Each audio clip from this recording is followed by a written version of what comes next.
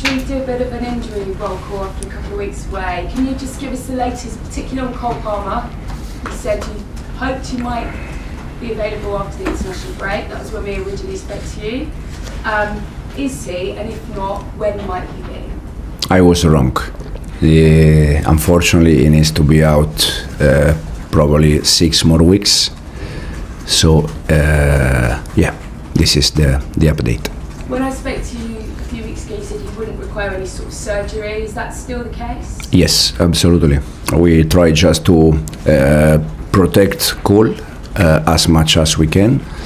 And the most important thing is that when he come back, he's fully fit. And are you confident that that extra period of rest, that you've got to the bottom of what the problem is? Because obviously you don't want to be here in 6 weeks' time saying that you're wrong again.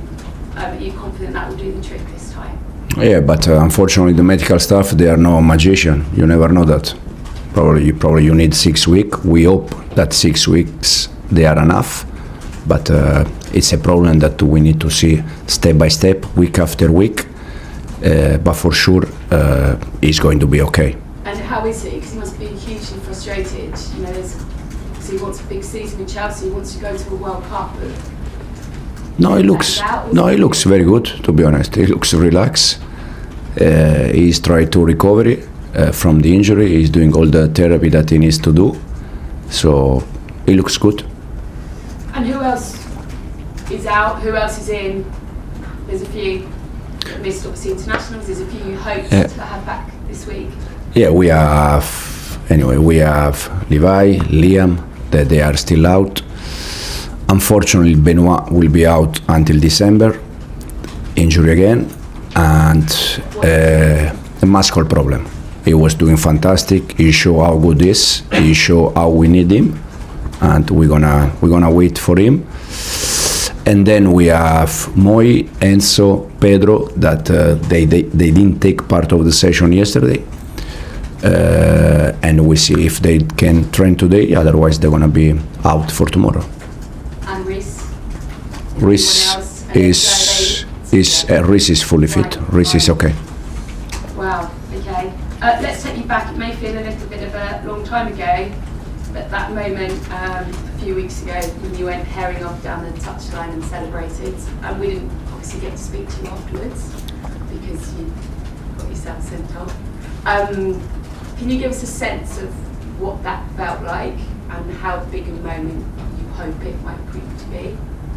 It was a big moment for many reasons. The first reason is because since I joined the club, we never won a game at home in the last minute. So that was one of the reasons why. The other reason is because we were playing against, in this moment, the champion of England. They won the last Premier League.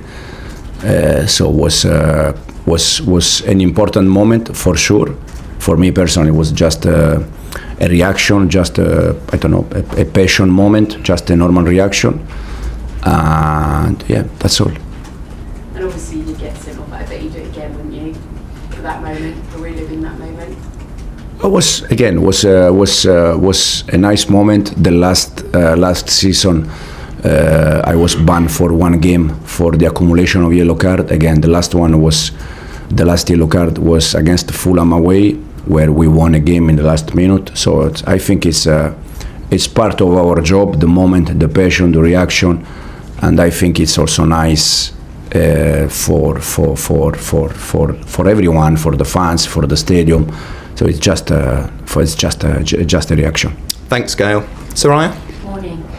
Last season, do you remember when people were talking about substitutes? They were saying sometimes you make them too late, and you said you only talk about that if we lose. If we win, no one talks about the times of your subs. I want to talk about how Forest have conceded more than half of their goals after the 70th minute. Do stats like that, when you come up against a team you've had a lot of time to prep as well and you like to watch, come into your consideration when you're thinking about your game plan? And how far ahead do you think about substitutes, or is that always really ingrained?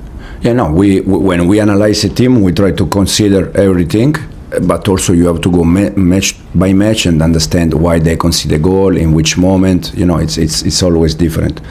For sure, we with the international break, we watch all the games with Angie in charge. And in terms of make change, I think it's something that sometimes you plan, but also depends how is the game. You can do more changes or less. I think especially now with the amount of games that we have from now on, we need to think about change not only during the game but also in terms of start 11.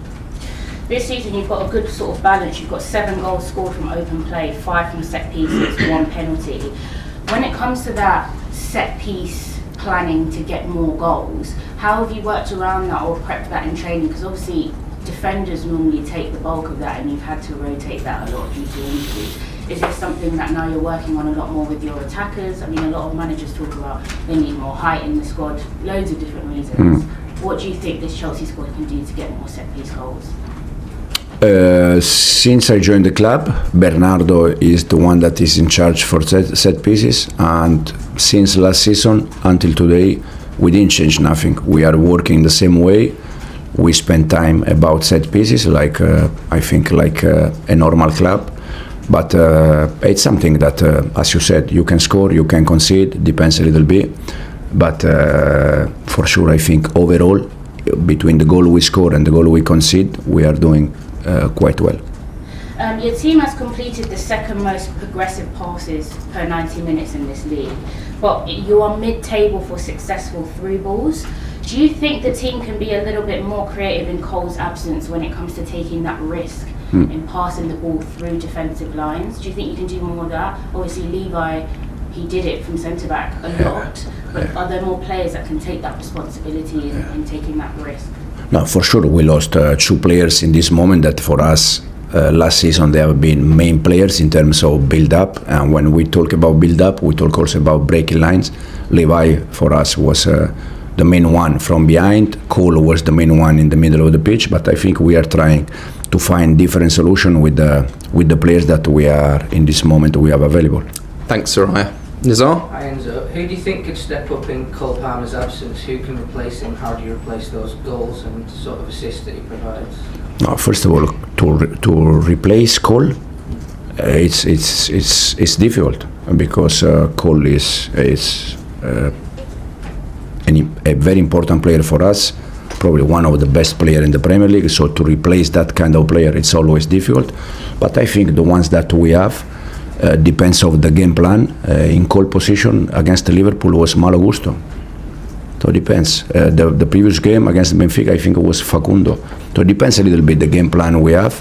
For sure, we need to find a different solution. We need to find a different skills because we don't have another player like Cole. Because Cole is unique on that.